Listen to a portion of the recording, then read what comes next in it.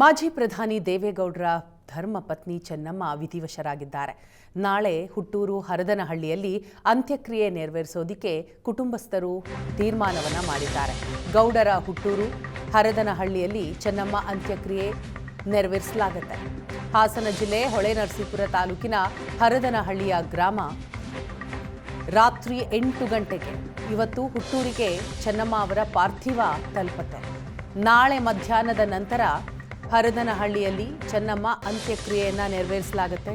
ಸಕಲ ಸರ್ಕಾರಿ ಗೌರವದೊಂದಿಗೆ ಚೆನ್ನಮ್ಮ ಅವರ ಅಂತ್ಯಕ್ರಿಯೆಯನ್ನು ನೆರವೇರಿಸೋದಕ್ಕೆ ತೀರ್ಮಾನವನ್ನು ಮಾಡಲಾಗಿದೆ.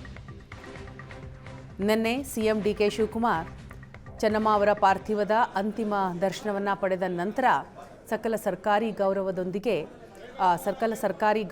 ಸಲ್ಲಿಸಲಾಗುತ್ತೆ ಅನ್ನೋದನ್ನು ಘೋಷಣೆ ಮಾಡಿದ್ರು. ಮಾಜಿ ಪ್ರಧಾನಿಯವರ ಧರ್ಮಪತ್ನಿ ಹಾಗೂ ಕೇಂದ್ರ ಸಚಿವರ ತಾಯಿ ಅಗಲಿದಂತಹ ಹಿನ್ನೆಲೆಯಲ್ಲಿ ಸರ್ಕಾರ ತೆಗೆದುಕೊಂಡಂತಹ ತೀರ್ಮಾನ ಇದು.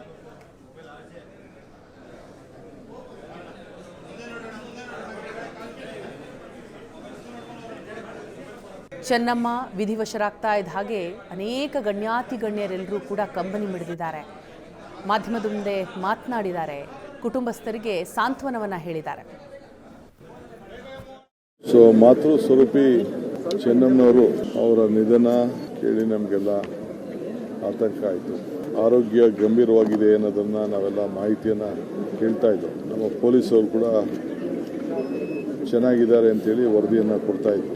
ಅಪಾರ ದೈವಭಕ್ತೆ ಇಡೀ ರಾಜ್ಯ ದೇಶದ ಒಂದು ದೊಡ್ಡ ಕುಟುಂಬಕ್ಕೆ ಹಗಲು ರಾತ್ರಿ ಎಲ್ಲ ಕಷ್ಟದಿಂದಲೇ ಸುಖದಿಂದಲೇ ಜೊತೆಯಲ್ಲಿ ಇದ್ಕೊಂಡು ಒಂದು ದೊಡ್ಡ ಸೇವೆಯನ್ನು ಮಾಡಿದಂಥ ಒಬ್ಬ ಧೀಮಂತ ಹೆಣ್ಮಗಳು.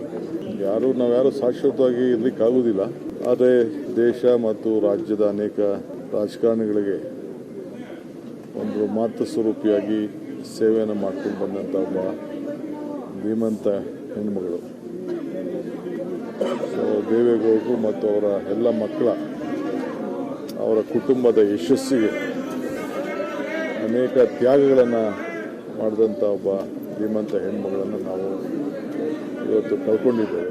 ಕರ್ನಾಟಕ ಸರ್ಕಾರ ಅವರಿಗೆ ಸರ್ಕಾರದ ಗೌರವದೊಂದಿಗೆ ಅವರಿಗೆ ಅಂತಿಮ ನಮನವನ್ನು ಕೊಡಬೇಕು ಅಂತೇಳಿ ನಾನು ತೀರ್ಮಾನವನ್ನು ಮಾಡಿದ್ದೇನೆ. ನಾಳೆ ಕ್ಯಾಬಿನೆಟ್ ಕೂಡ ಕರೆದಿದ್ದೇನೆ.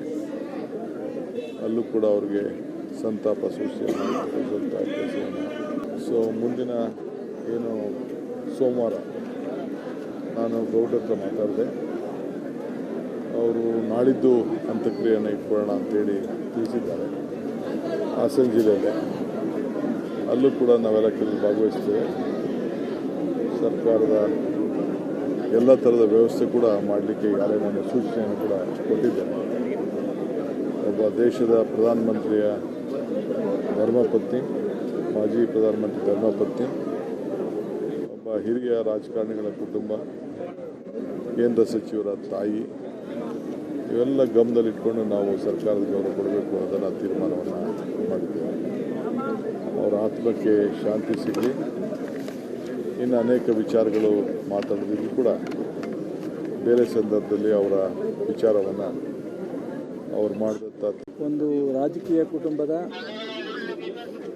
ಒಂದು ಸರಳತೆ, ಸಂಸ್ಕಾರ, ದೈವಭಕ್ತಿ ಇರ್ತಕ್ಕಂಥ ಒಂದು ಯಾರಾದರೂ ಸ್ತ್ರೀ ಇದ್ದರೆ ಅದು ಚೆನ್ನಮ್ಮನವರು ಅನ್ನೋದೇ ಒಂದು ನಾವೆಲ್ಲರೂ ಗುರುತಿಸಬೇಕಾಗತ್ತೆ.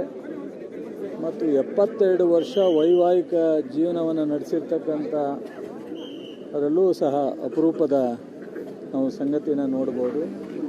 ಮತ್ತು ದೇವೇಗೌಡರಿಗೆ ಮತ್ತು ಅವರ ಕುಟುಂಬಕ್ಕೆ ಅಥವಾ ದೇವೇಗೌಡರು ಮತ್ತು ಅವರ ಕುಟುಂಬದ ಜೊತೆಲಿದ್ದಂಥವ್ರಿಗೆ ಯಶಸ್ಸನ್ನು ಬಯಸ್ತಕ್ಕಂಥದ್ದು ಬಹುಶಃ ಮೊದಲಿಂದನೂ ನಾವು ನೋಡ್ಕೊಂಬಂದಿದ್ದೀವಿ.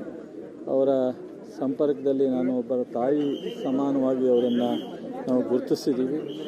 ಅವರು ನಮ್ಮನ್ನು ಮಕ್ಕಳ ರೀತಿ ನಮ್ಮನ್ನು ನೋಡಿ ನಾವು ಜೊತೆಯಲ್ಲಿದ್ದಾಗ ಬಹುಶಃ ಅತ್ಯಂತ ಭಾಳ ಸೌಜನ್ಯವಾಗಿ ಮನೆಗೆ ಬಂದಾಗ ಬಹುಶಃ ಪ್ರಧಾನಿಯಾಗಿದ್ದಾಗಲೂ ಊಟ ತಿಂಡಿ ವಿಚಾರಿಸ್ತಕ್ಕಂಥ ಸೌಜನ್ಯ ಇದ್ದರೆ ಅದು ಚೆನ್ನಮ್ಮನವ್ರಿಗೆ. ಆದರೆ ಅವರ ಅಂತಿಮ ಯಾತ್ರೆ ಯಾವ ರೀತಿ ನಡೀತಾ ಇದೆ ಅನ್ನಕ್ಕಂಥದ್ದನ್ನು ನೀವು ನೋಡ್ತಾ ಇದ್ದೀರಿ. ಇದಕ್ಕೆ ಕಾರಣ ಏನು? ಕಾರಣ ಆ ತಾಯಿಯಲ್ಲಿದ್ದಂಥ ಸ್ವಭಾವ.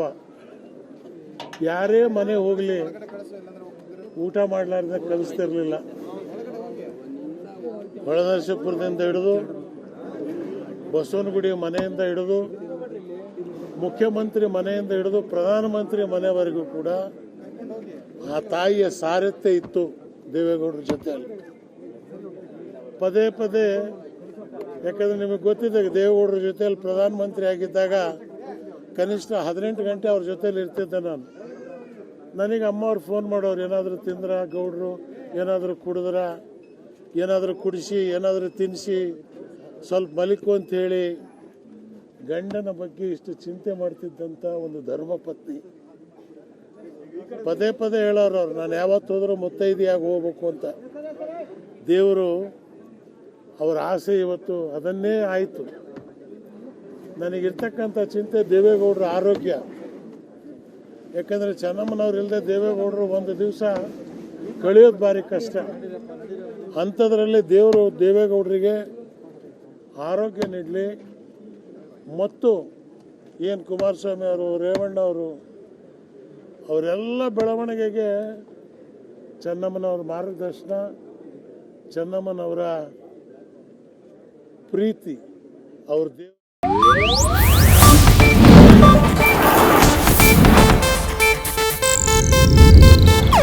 ಇದು ಏಷ್ಯಾನೆಟ್ ನ್ಯೂಸ್ ನೆಟ್ವರ್ಕ್ ಪ್ರಸ್ತುತಿ.